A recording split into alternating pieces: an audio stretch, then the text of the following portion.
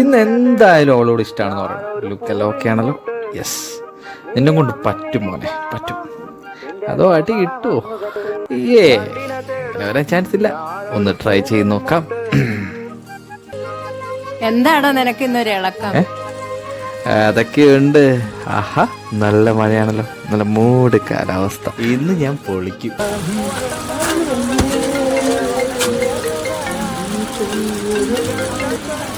Hello മോൻ. എടാ ഞാനിന്ന് വരത്തില്ല കേട്ടോ, ഭയങ്കര പടയല്ലേ. എന്റെ റെക്കോർഡൊന്ന് സബ്മിറ്റ് ചെയ്യണേ. ആ, അത് കുഴപ്പമില്ലടാ, നീ റെസ്റ്റ് എടുക്ക് കേട്ടോ. ഹോസ്പിറ്റലിലൊക്കെ പോണേ.